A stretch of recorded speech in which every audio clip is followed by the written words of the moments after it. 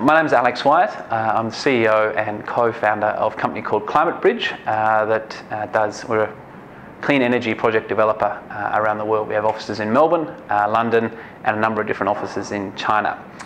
We've had a lot of experience in China over the years, more than 180 clean energy projects in China across a broad spectrum of technologies. And as a result, we have some pretty good understanding of what's going on in China in the clean energy and renewable space. And we're delighted to work together with the Climate Institute to bring some of that knowledge to bear in Australia, and therefore that some of the discussion about what's going on around the world in climate change, and particularly in China, can be informed by facts, and that will hopefully aid in the Australian debate to move forward in good knowledge about what's going on in China in this sector.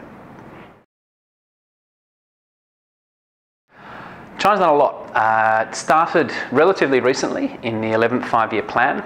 It's very Stalinist in the way they do their command and control economy with five-year plans. First one I think started in 2006 and had a 20% target for increasing energy efficiency of the economy in China. That was 2006 to 2010. They did a pretty good job. The target was 20%, they got to 19.1%. Which in terms of climate policies around the world, people setting targets by a particular date, very rarely do they get as close as 0.9%. So I think that's a very considerable achievement.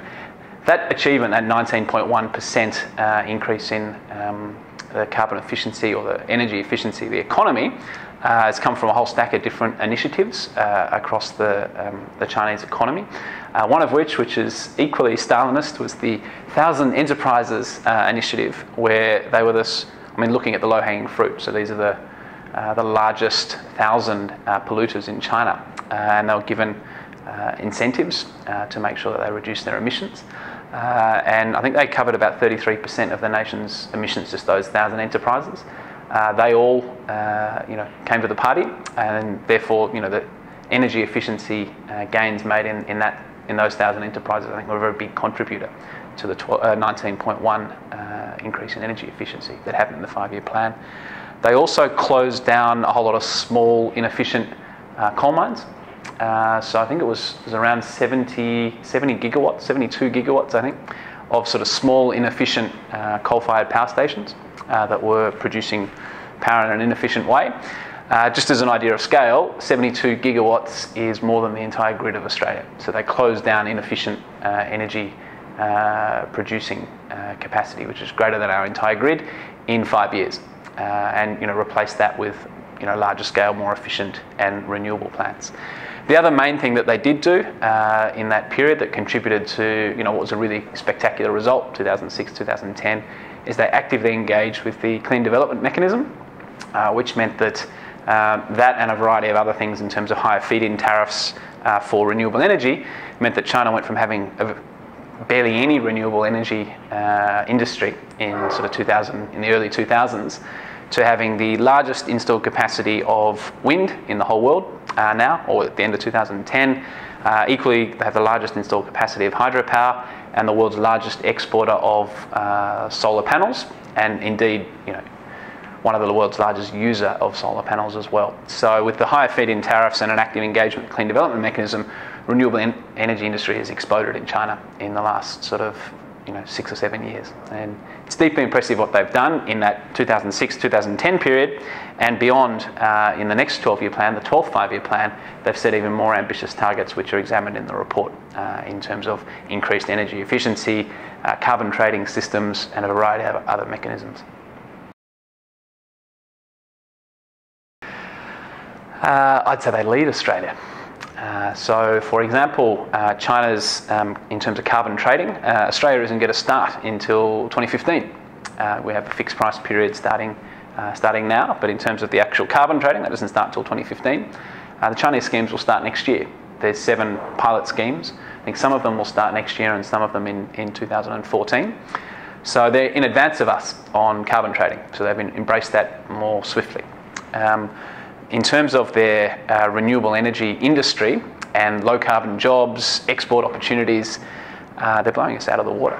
And I think it's something that all Australians should be concerned about, in the sense that this is a large new industry that's opening up.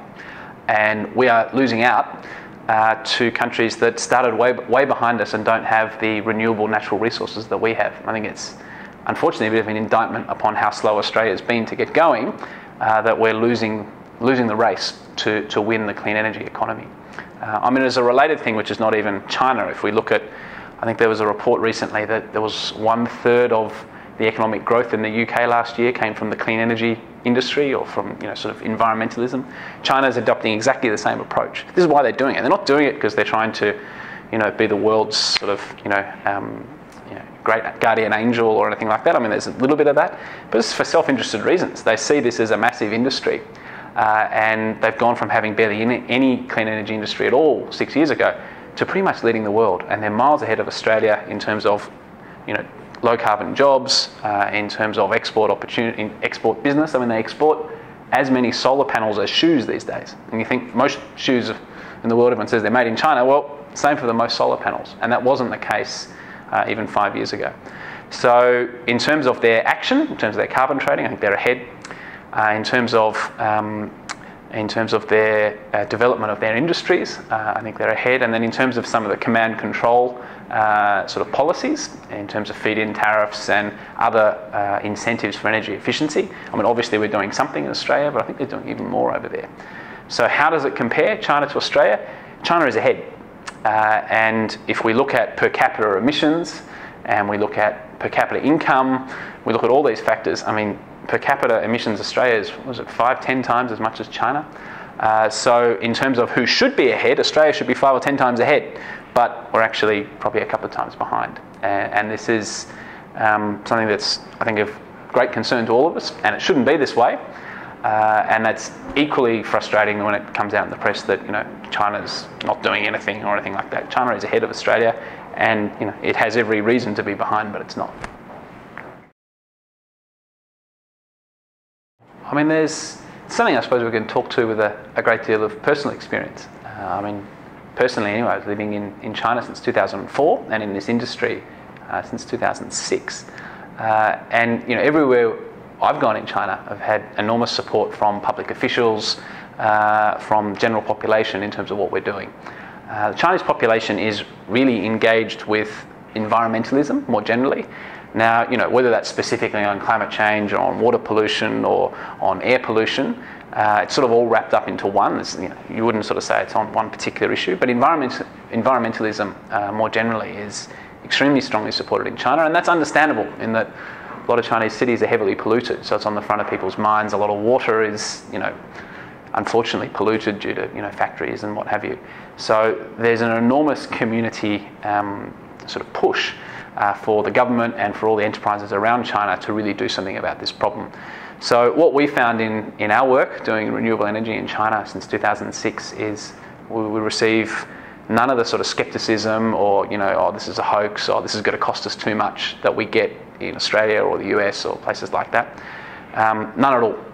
It's very, very positive, and people are, I think it's 90-something% of people in China believe that the very highest priority should be placed by the government on climate change, and it compares to 70% globally, and I guess lower than that in Australia, unfortunately. And so, I mean, incredibly supportive, partly I think just from the people, and then also, again, because of the command control style of the economy. I think the 12th five-year plan has a whole number of sort of major goals for China as a nation over the next 5 years. The vast majority of them have got some relation to environmentalism, climate change, fixing up the environment.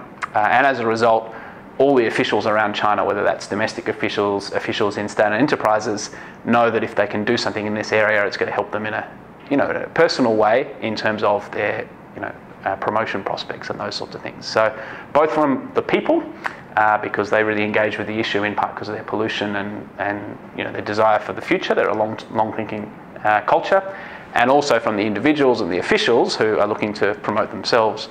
We've got a great deal of support in China and found that very encouraging.